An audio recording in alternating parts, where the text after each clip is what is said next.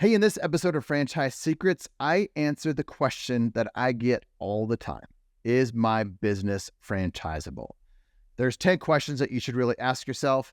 I got to the first 4 of them today with my business partner, Herr, and I think we did a deep dive into each of them.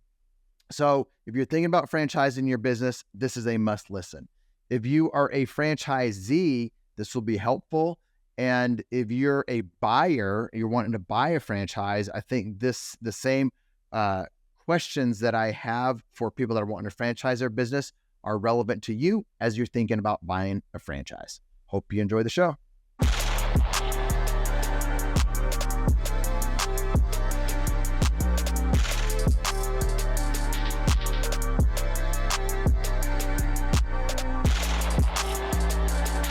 Representing Franchise Secrets, Erik Van Horn.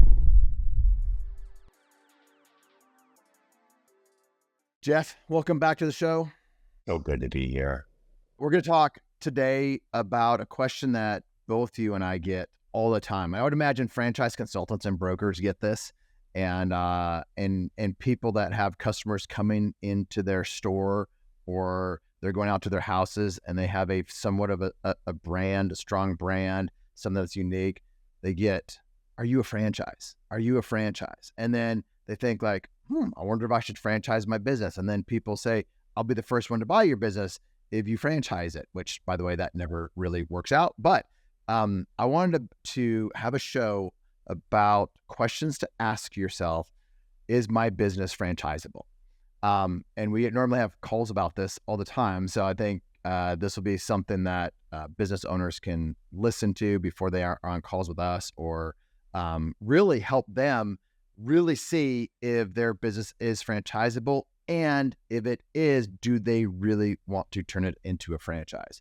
So you talk a lot, Jeff, about that unique value proposition. The unique value proposition you talk about a lot. So I think question number 1 is, do I have a proven concept with a unique value proposition? I think that's probably, these are in no order of importance, but that is a question that every business owner should be asking themselves. And there's a lot of things that you and I both hear about the unique value proposition there, and it's usually worthless. Like, that's not really a unique value prop. So what would you say? What do you say to that? That's the question number 1 that people should ask themselves.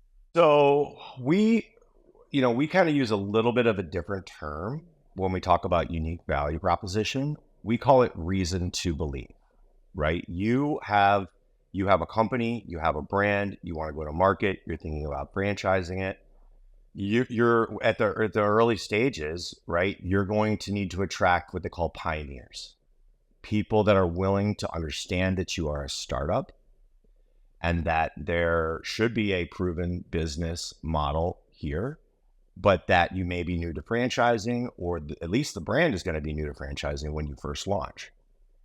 And so unique value proposition or unique selling proposition and reason to believe is a little bit more overarching than that. And for us, it really kind of starts with, what is the story of this concept, this company, this brand? What's the story? And it's going to have to be very compelling in order to attract pioneers. So the first thing that we kind of look at is, okay, let's talk about what the business is, and let's talk about the category that the business is in. We have always shouted out this number. I think it's pretty much accurate that there's plus or minus 4,000 different franchise concepts out there today that are all trying to grow and scale through franchising. So most categories today have multiple brands in each category, right? Whether it's service, whether it's brick and mortar, whether it's food, whether it's non-food, there's so many categories out there, right? So like the first thing that we have to look at is like, what is the story of the brand? What's the story of the founder or founding group of members? And is this a compelling story that pioneers can rally behind? And we want to take a look and see, like, okay, Once we buy into the story, once we like the story, then let's kind of look at this concept that's thinking about franchising versus others that are already franchising in the category. And there is, I think the book is there's a book out there, you're going to have to help me, but it talks about red oceans and blue oceans. And in business, when you have Blue Ocean Strategy, I believe. The Blue Ocean Strategy. I have read the book. I just don't remember the title. Thank you. So what we're talking about here is red oceans are highly competitive. It's full of sharks. There's maybe not a lot of points of difference, and they're all kind of fighting over the same customer. You can be in a competitive industry and be in the blue ocean, which is where you want to be. This is how you separate yourself from the crowd, from the sharks that are all swimming in the red ocean. So you want to look at, is there something, if you're providing a service or a product, what makes it different in the marketplace? And you need as much separation as possible. So, how do you do that? Like, do you have processes or systems that are proprietary? Do you have a piece of equipment that's proprietary? Do you have a way of performing a service that is so different from how everybody else is doing it that it's disruptive? You could actually change the category, change the industry. If you were using subjective words like, we're faster, but you can't describe why you're faster, or I'm better, but you can't clearly describe why you're better. If you can't take subjective type terms and turn them into this is objectively why we are, this is the data points that make us different, then great. So if you're in a category with a large TAM, total addressable market, right? A lot of people say this is a $10 billion industry. This is a $1 trillion industry. This is a $1 billion industry. When you want your piece of the pie, how are you going to claw out that pie? If you're just a little bit better or a little bit faster or a little bit this or a little bit that, it's going to be very difficult. Attention, franchisors and franchisees. There are two really important resources that I want to share with you that will help you avoid costly mistakes and increase your enterprise value. The first is our free Facebook group. It's a community that has over 4,000 franchisees and franchisors in it. When somebody asks a question, they get honest and authentic answers from multiple perspectives. You can join the group for free over at franchisesecrets.com/Facebook. The second resource I want to share with you is if you're a franchisor and you're frustrated that you're not awarding as many franchises as you thought you would, this is the reason I created the Franchisor Mastermind. If you want access to the information, the techniques that the best franchise sales organizations are using to award franchises, and you want what mature brands have with their playbook of having happy, successful franchisees that grow the right way, then you might want to check out the Franchisor Mastermind. The reason why people join is they want access to my Rolodex, my connections. They want the playbook to achieve both short-term and long-term success. They want to increase enterprise value in their brand. Links will be in the show notes or at scalablefranchise.com. I think it's a good way. Like you need to really be able to talk about why that is better. And I know as you're describing this stuff, it may sound generic, but I know like you're talking about some of our brands right now at Front Street Equity Partner. And I know like one of them, we have proprietary equipment that gives a customer a better experience. But if we say what objectively is that better experience, we could just go down a bullet point list of why it actually is better, and it's not subjective. I think one of the things when you look at it as well, this question to ask yourself, is it a proven concept? And I think some people might say, yeah, I have a proven concept because I live in Beverly Hills. It's a high-end service, and I've been doing it for 2 years, and I'm making a ton of money. And that, in their mind, that's a proven concept. Well, we know proven concept, we're looking at nationally. So we're not looking in just a market where that particular service or business does really well because of the demographics. You need to look at that and think like, okay, it works here, but can that be duplicated in Kansas City, Missouri?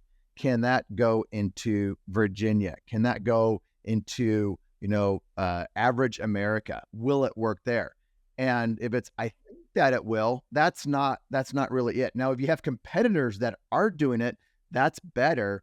But a lot of times what we like to see is that founder open up a second location or a third location in different markets. So you can see how that proven concept also can scale across the country, because at the end of the day, you need to look at how large your market share will be across the country. And you want something that can go into all kinds of market. The tax business that you and I were both in, Jeff, like that went into small market, which was really great. That had that you could put a lot of different locations across the country. And there are other ones where, like the salon suite industry that I was in and you were in, like that one doesn't go into a small town like Spearfish, South Dakota, but then there are other brands that do go into smaller towns. So you just need to, instead of thinking, yes, it will work because it works in my location and I've had incredible success, that doesn't mean that you can scale that across the country. So when we talk about the proven concept part of that question, that's something that you need to ask yourself. Yeah. And one thing, I think you said something interesting. If your concept is in a large market, West Coast, East Coast, or a top 10, top 20 market, and you had mentioned, like, can it work in the smaller markets? Great point. But it also goes the other way. If you created the concept in a market that, the full metro market is 1 million people, can it work in LA? Can it work in New York? Can it work in Philly or Dallas or Houston, towns that have over 5 million people? So you have to look at it both ways, because that's what it's really about, is you're trying to build a grid. You're trying to build a grid. If it's stores, you want to build a grid. That's open locations. If it's service and you are truck-based, it's a grid. Let's get to 500 trucks, 1,000 trucks, 1 million trucks, whatever it is. You have to be able to believe that you can build that grid. And there has to be data behind it. Question number 10, I'm going to save that, but it's probably my favorite one. We're going from 1 to 10? No, we're not. I'm going to save it. We're not going to talk about it. But it starts out, don't do it if. So that's probably the most important question a business owner should be asking themselves, and being really truthful and honest, because it's easy to fake yourself out with your answer to question 10. But let's go to question number 2 right now. Are my systems and processes transferable?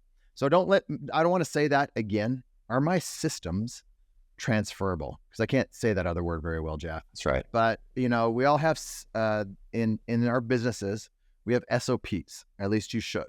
And as a business owner that is thinking about franchising their business, this is the time to really dial in your SOPs, your processes, your systems, and make them better, and to see what is broken. And then ask yourself, can I give this to somebody else? And how transferable is that? I think the best way to do this, and Jeff, I'll let you dive into some of the details. The best way to do this is what we were just talking about with question number 1. If you have one location, open up a second location or a second truck or in a different market, and then test your SOPs, like stress test them to see what is broken. And then you will come up with a better SOP and you'll see what's not working. But what do you say to that? Are my systems and processes transferable? So I think I can say process is better than you. I can't say it. I literally can't say it, and I'm okay. not too embarrassed, just a little. Okay, so you do have, what's your degree in though? I mean, you have one of these philosophy. You have all kinds of words. I just had a business degree, so like we're not into all those fancy words. So my business degree is 20 years in the trenches. Okay, so one of the things that we do as we look at brands, right? We're gonna look at 200 brands this year, have conversations with 200 brands, and weed those out and try to get to the 3 or 4 that we want to partner with. Okay. Part of the top of that funnel piece is how complex is the labor model, right? The service itself can be complex. In fact, if it's more and more complex, then that means the consumer needs the business, right? If the consumer can just do it on their own because it's just so easy, then maybe they don't need the business. So you can have a very complex service that you provide, or maybe even a product that you provide, and it's very complex to make it, okay? That creates barrier to entry, because that means that it'd be very difficult for somebody to start their own business to supply this service. And also it creates value from the customer's perspective in that they realize this is a complex service and I need to use a business that is an authority in this category to get what I want. Okay, start with that. So then what we have to figure out is if it's higher on the complexity chart, right, which makes more value for the business, how difficult is it to train? Well, first of all, hire people to provide this service or make that product. How difficult is it to train them? And even more important, how difficult is it going to be for them to consistently do it right in the field or in the store or whatever it is, right? So you got to hire the right people. How difficult is it? Does it require licensure, right? Or does it not? If it requires licensure, how difficult is it to find those people? How competitive is that labor market? How are you going to get those people to come to your business that are working somewhere else without just being like, I'll pay you an extra $1 an hour, I'll pay an extra $5,000 a year? Like, you want something where they win too, right? And it's easy to attract the talent. But then it's like, okay, once you have the talent, how much is going to go into training? Is it 10 hours? Is it 50 hours? Is it 1,000 hours? Is it 1,000,000 hours, right? The more on the spectrum, the more amount of hours that it takes to train somebody, that could potentially start to limit the scalability of your concept, right? And you also have to think about the fact that you founded the business, you worked it out for years, now it's perfect. Now you might have a franchisee that is well capitalized, can build teams, understands operations, understands marketing, but maybe they don't understand the product or service that you're doing, and it's complex. They like the complexity because it creates that barrier to entry and the value of owning the business, yes, but am I going to be able to get people that work for me to consistently deliver a 5-star experience, right? Because now more than ever, like just reviews, when people are looking at a business that has a product or a business that has a service, so many times they're looking at reviews. The companies that have the 5-star reviews, right? The 4.8, the 4.9, the 5.0s, right? Hundreds of these, thousands of these. They figured out how to consistently deliver a 5-star experience. And in franchising, that's what it has to be. If half your system is delivering a 5-star experience and half your system can't deliver it because it's just too complex and the processes and systems aren't in place, and the other half is getting 3 stars, I don't think you can win. So you have to be able to provide I hate to say it, but like normal amount of training, right? Which could be a week of in the field training, plus pre-training, plus ongoing continuing education, right? We've talked about learning management systems on these calls before. You have to be able, somebody might not be able to get how to do it like a ninja in just a week. So it's ongoing continuing education, right? But you have to believe that you can deliver a 5-star experience across any type of market, across 100 plus markets in the country. And if you don't believe that you have that ready now, you're just not ready to be a franchisor. And so you have to take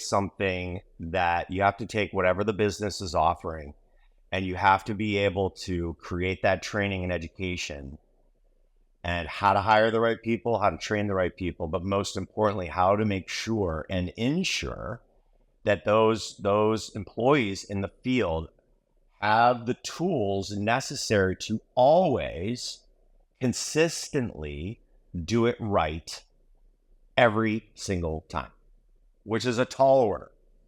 One of the things I learned early on in franchising, and I see why the culture that they created was a culture of improving every day. And at the time, it didn't really matter to me. I'm like, okay, yeah, we're improving every day. But that was a culture. And it made me think a number of years ago, I was working with a brand and was on the phone with them, and they're like, hey, we had this thing that didn't get checked, and it caused something happened to a grand opening, which caused a budget to some things that they had set up from a marketing standpoint to not really be utilized because there was some wrong communication that went out. But it was a simple thing that should have gotten checked and didn't get checked. Whose fault was it? Wasn't the person that was doing the thing. It was the leader's fault. Was it their fault? Somewhat, but I think it's also the founder's fault because they have not created a culture of improving every day. And this is what this brand did right so many years ago. If there was something that was broken, then immediately they started to change the SOP. They would go in, what was broken and how do we fix it so it never happened again? And I think as a small business owner, you need to have your SOPs.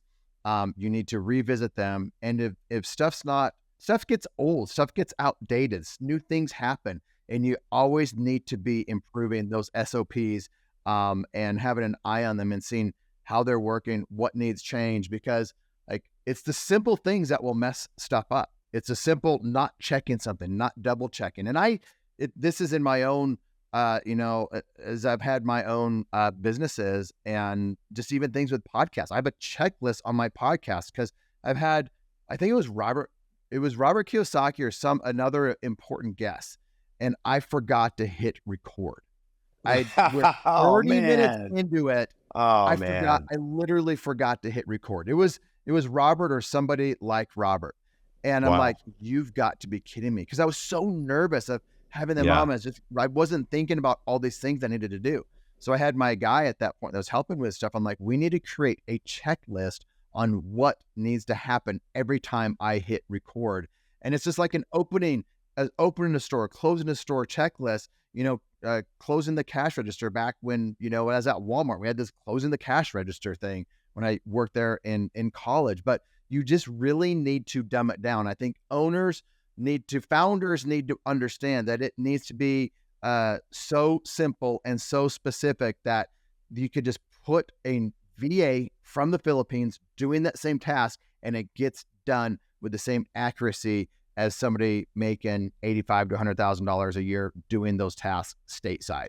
I think that needs to be the culture in your business as a small business. So when you go to franchise it, you will be ahead of a lot of franchisors out there. So I just wanted to bring that up because that's something that I remember early on in my franchising career, and then something that happened about 5 years ago with a brand that I was working with. But SOPs are critical, and some people think they have dialed in, and it's really not that dialed in.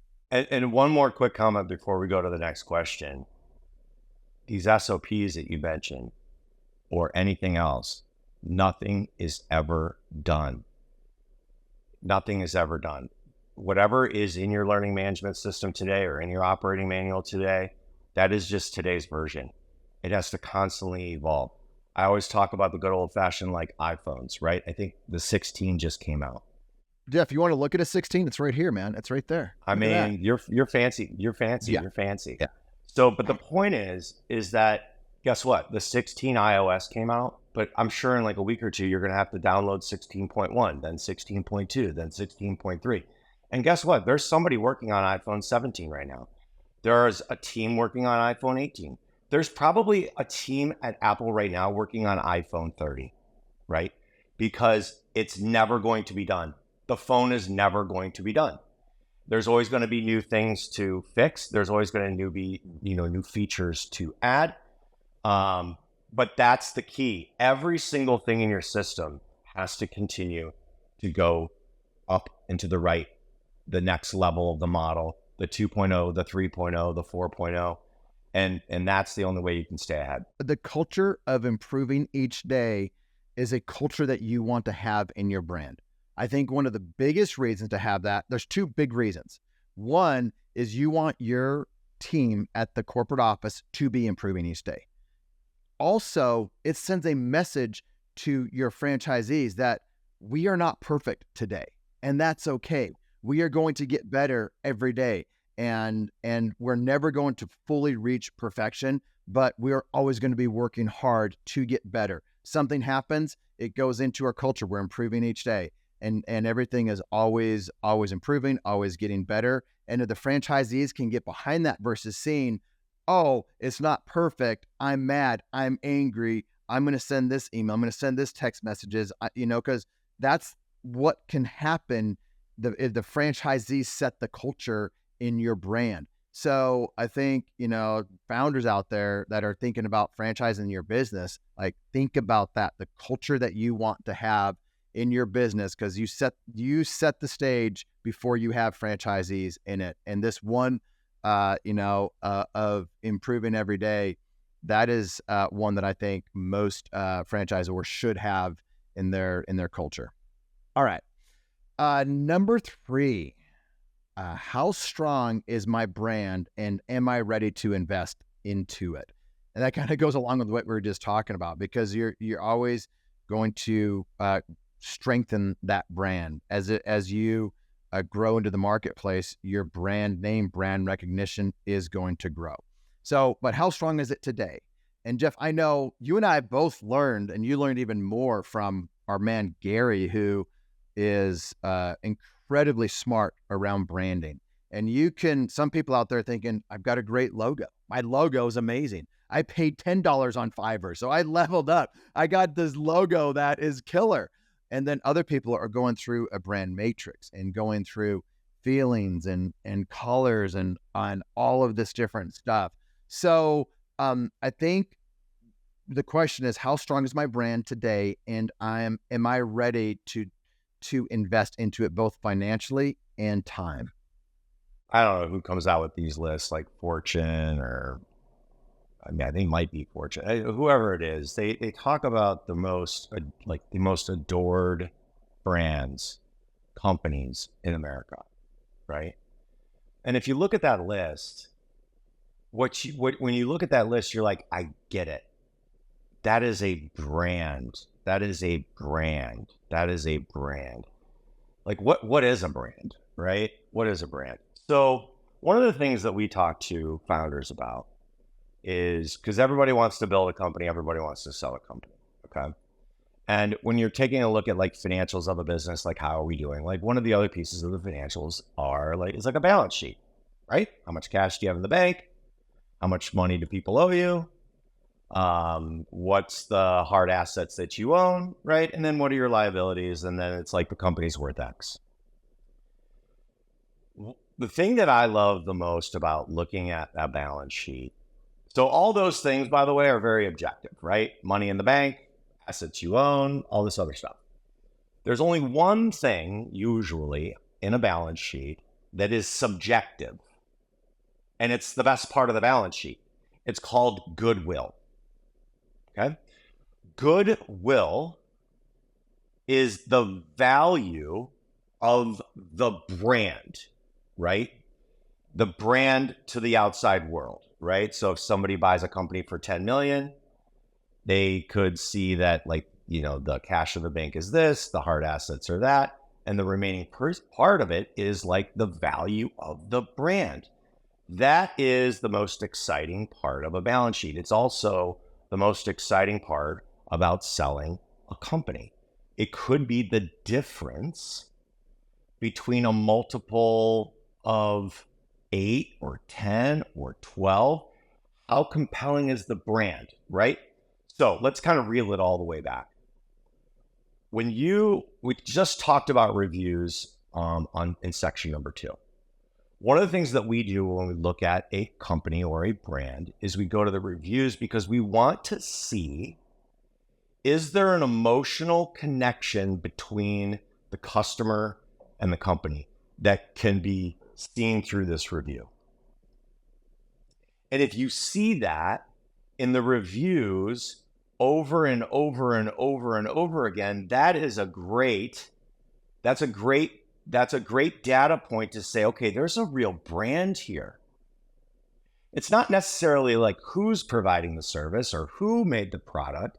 The customer will choose that company, even if the price is higher than somebody else, because they have a great emotional connection to it. They have a perceived value of the product or service that that company is offering higher than everybody else. And that's brand. The brand connection, right? It's the stuff that if you see somebody walking down the street and it has a logo on that t-shirt and somebody is wearing it, that means they're bought into the brand. And franchisees will want, potential franchisees will be drawn to a company that has higher brand value than a company that they might have another choice to do that has less. But it's not just the potential franchisees. It's the customers. The customers buy into brand value, right? Private equity buys into brand value. Your store managers buy into brand value. People want to work for a brand, maybe even at a lesser cost, maybe at a lesser income, because they have an affinity to that company. That's brand value, right? And so, you have to have, going back to question one, you have to have a point of differentiation on your look, tone, and feel, which is brand, look, tone, and feel, to the outside world than everybody else. Logo's got to be good. Color's got to be good. Sometimes, a lot of times, brand is communicated through even like copy, how you write about your brand, right? And so that's most people that are looking at franchising their business. They don't really have a brand yet. They have a business that's working, hopefully working in multiple markets, and the goal is to build it into a brand. Look, tone, feel, the emotional connection between a customer and the brand, the emotional connection between an employee and the brand. The higher the brand value, the stickier it is for your customers, the stickier it is for your employees, the more loyal they'll be because they love the brand. I think one way to think about it too is we talk to new brands, early brands, or some people that don't even have a franchise yet. And we ask about their customer acquisition strategy.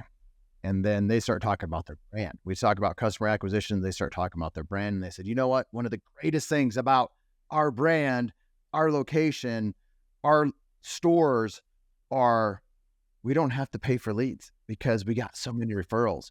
And that is great for that location, but it goes back to number two.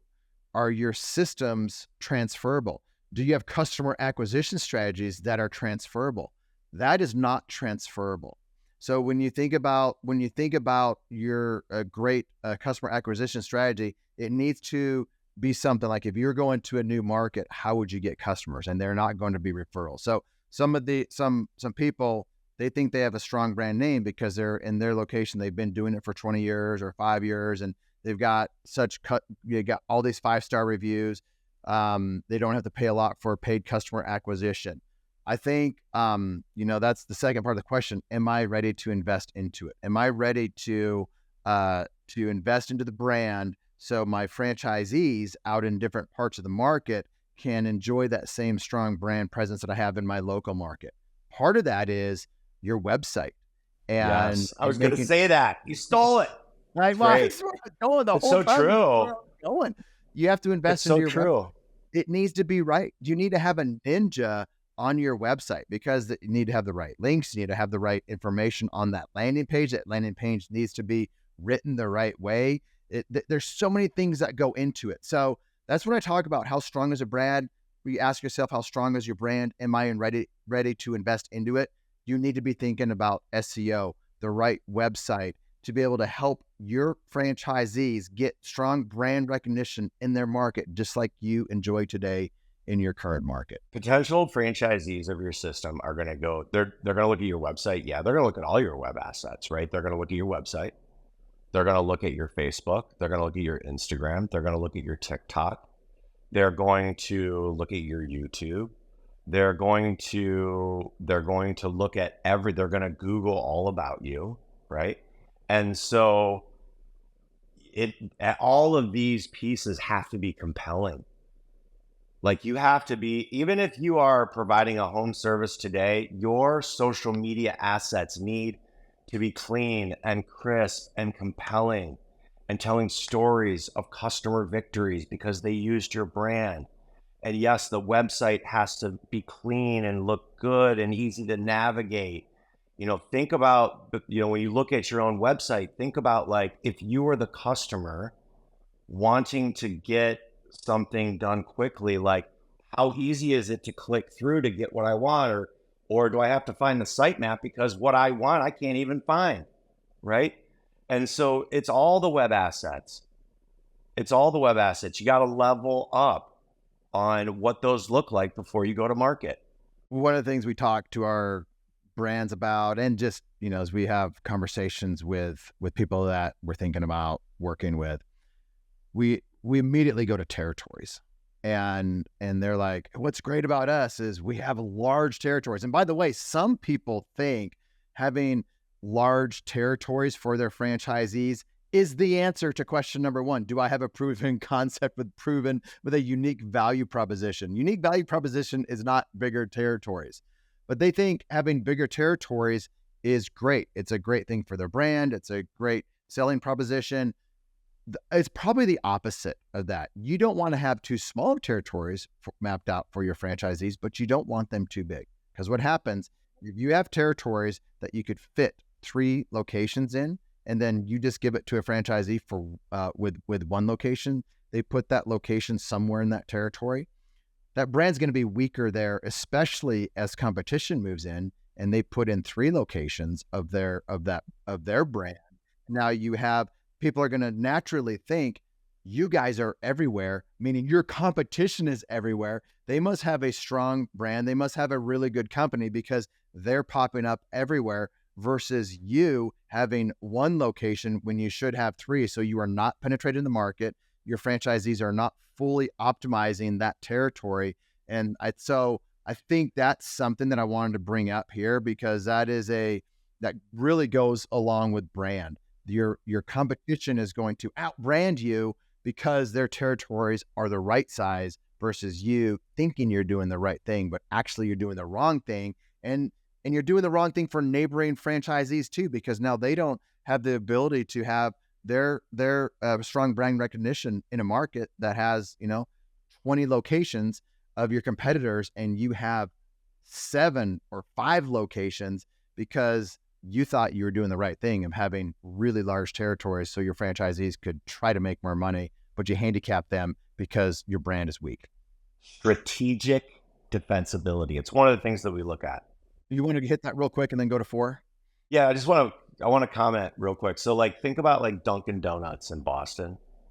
I remember going to IFA 10 years ago, and I think like the key one of the keynotes was from Dunkin', like the Dunkin' CEO, and they showed like how many Dunkin' Donuts were in Boston.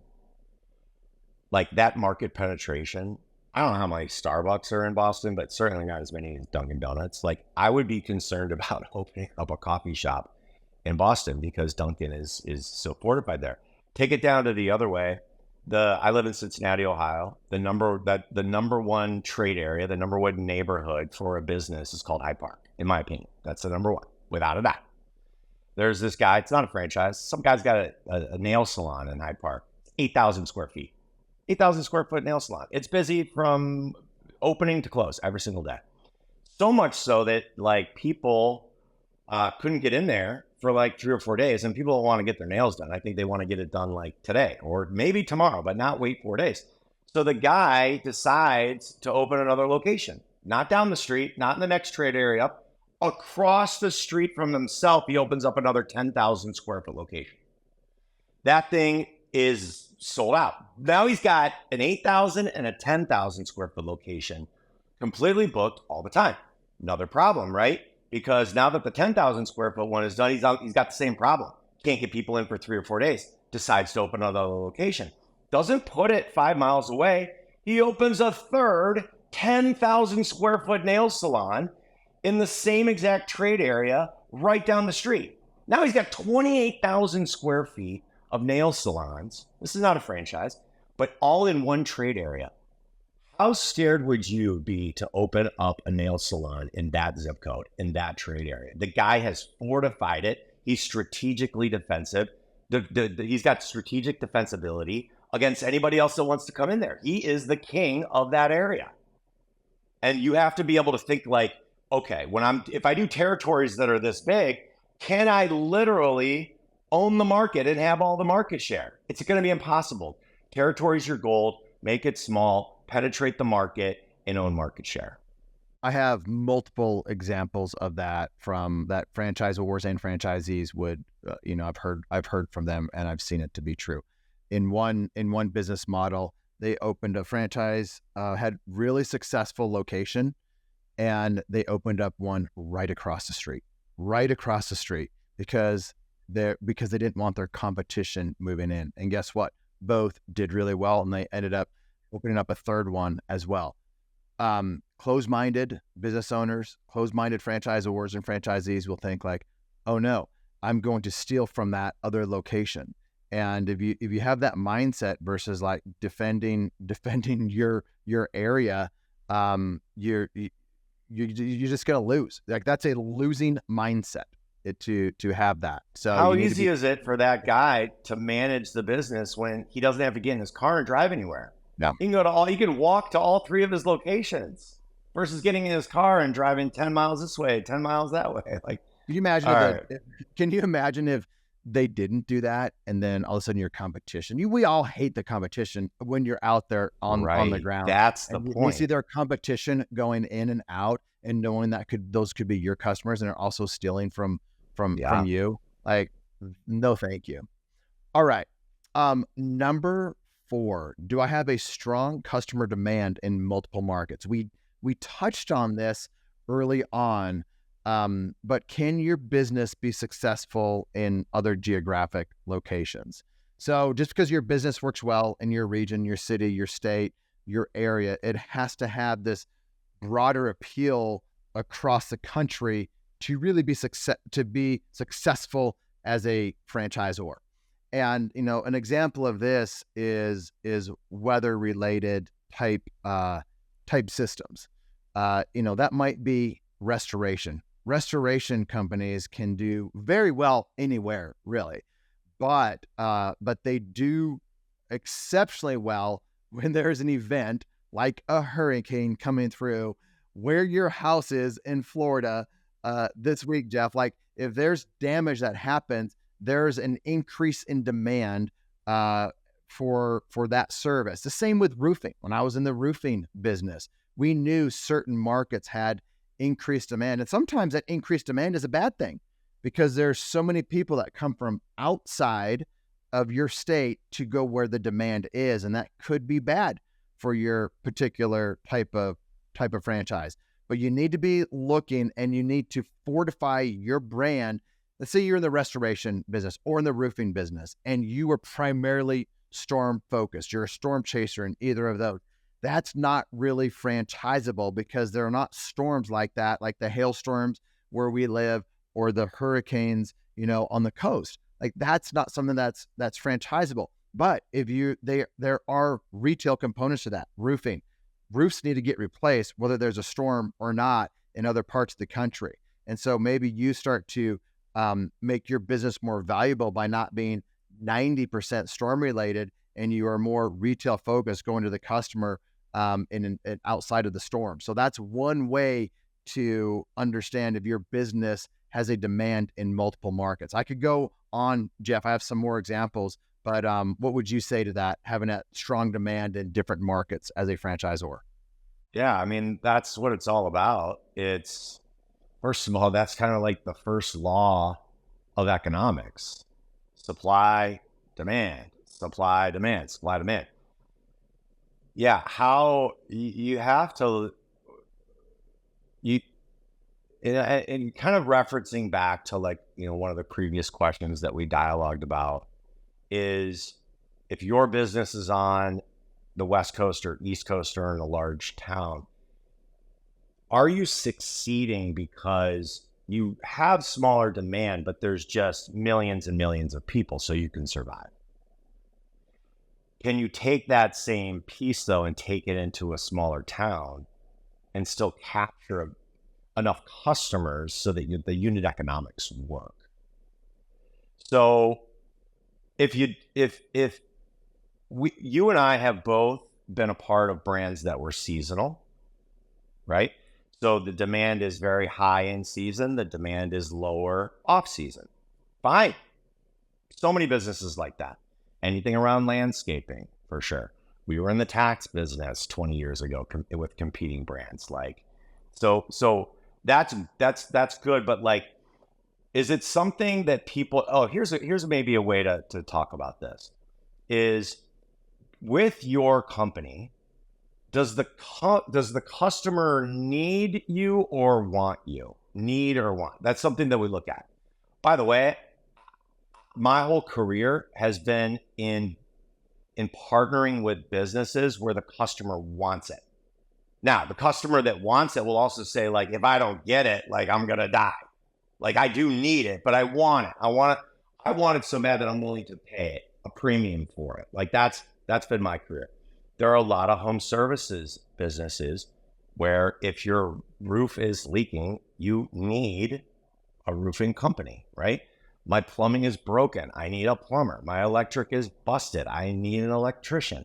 It's the middle of summer and my HVAC went out. I need an HVAC company. So when you have to look at yourself and say, okay, if I'm a wants-based business, is my service superior? Because that's how I'm going to win. If I'm a needs-based business, my service has to be like exponentially better than the other guy, because needs-based businesses by design are the most competitive businesses out there, right? If there's a hailstorm, I'm going to get 500 letters in the mail from every single roofing company on the planet. I'm going to have 40 people knocking on my door, right?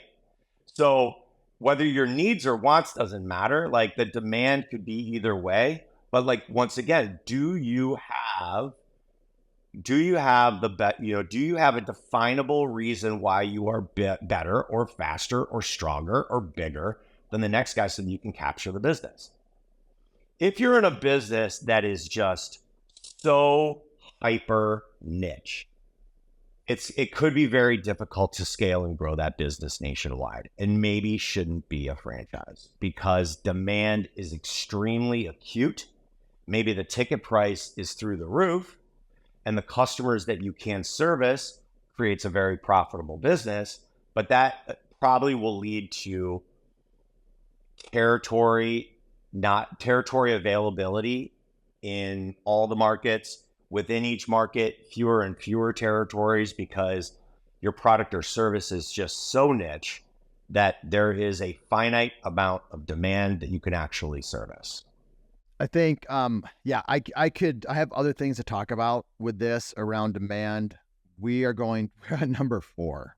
We have 6 more. My favorite is don't do it if. We'll get to that later. The next one, just to give a little hint of what's coming, is around scalability. And I just recently spent a half a day at the Chick-fil-A offices. And I'm going to talk about that a little bit when it comes to scalability and what people that have a business should be thinking about if they want to franchise that business. So let's pause it here. We're going to do multiple episodes. You ready? Let's do it. I'm ready, man. Thanks for listening to the Franchise Secrets podcast. Links to everything can be found over at franchisesecrets.com. And if you want my help with anything from starting your own franchise to growing your current franchise business, please visit scalablefranchise.com.